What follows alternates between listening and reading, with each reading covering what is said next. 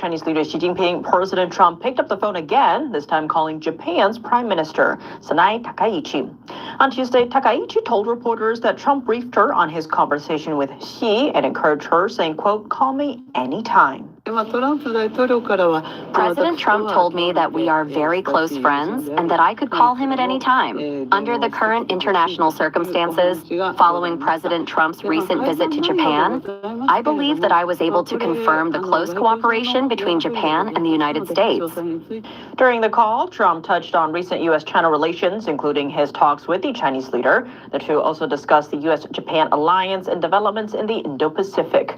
Meanwhile, Beijing reacted to the call between Trump and Xi on Tuesday. China's foreign ministry spokesperson said the atmosphere of the call was positive, friendly, and constructive. The comments followed Trump's post on Monday about topics he discussed with Xi, including the Russia-Ukraine war, soybeans, and fentanyl. Notably, he did not mention Taiwan and Japan. But when Trump was asked about China and Taiwan's relationship, he said, quote, "Taiwan is Taiwan." Tensions between Beijing and Tokyo are rising after Takaichi suggested Japan could respond militarily if China attacks Taiwan. And Japan has stated repeatedly that its prime minister would not retract her remarks. In the meantime, Takaichi says she'll avoid discussing hypothetical scenarios going forward. Washington is showing solidarity with Japan as Tokyo's tensions with China mount over Taiwan. The U.S. ambassador to China, David Perdue, posted a photo with his Japanese and South Korean counterparts on Tuesday. Perdue says they're committed to working together to protect key supply chains and maintain a free and open Indo-Pacific. China's relations with Japan worsened after the Japanese prime minister said Tokyo could intervene militarily if China invaded Taiwan. Chinese leader Xi Jinping spoke with President Trump over the phone on Monday about Taiwan. On Monday, the U.S. ambassador to Japan posted a photo with the Japanese defense minister, saying the U.S. always has the back of its most important ally in the Indo-Pacific. The post comes after Japan decided to move medium-range missiles to Yonaguni, a southern Japanese island almost 70 miles from Taiwan. Japan said the deployment can help lower the chance of an armed attack from foreign adversaries.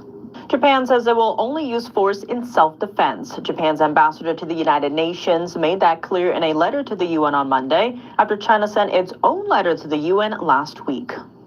In his letter to the UN, the Chinese ambassador accused Japanese Prime Minister Takaichi of, quote, having expressed ambitions to intervene militarily in the Taiwan question. He hinted that Japan might use force even if there is no armed attack. The letter added that Takaichi's remarks about a Taiwan contingency amounted to a threat of force against China. The accusation comes as the Chinese Communist Party claims Taiwan as part of China, a view Taiwan strongly rejects. Japan's ambassador to the UN dismissed China's claim as inconsistent with the facts and unsubstantiated. The ambassador added that Japan's fundamental policy remains an exclusively defense-oriented strategy. A government spokesperson said on Tuesday that Japan must firmly refute China's claims. China's claims that contradict the facts cannot be accepted. The Japanese government must firmly refute them and continue to communicate our position. The U.S. recently joined several other nations.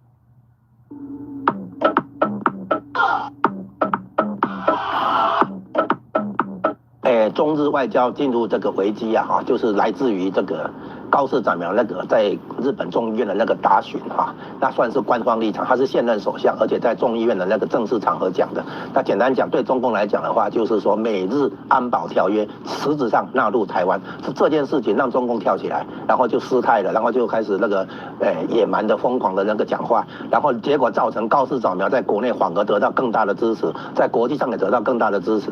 哦，这样的情况如果一再演出的话，那估计中国的外交还会陷入更大的困境，因为他们是一再误判情势，一再提出错误的这个应对策略，结果给自己造成更大的麻烦。我们说他自己这个给自己高级黑啊，在这样的情况的话，我们发现他有可能在日本之外，比如说台湾啊、菲律宾啊、韩国啊，甚至于其他地方啊都会看到中国的外交一再犯错。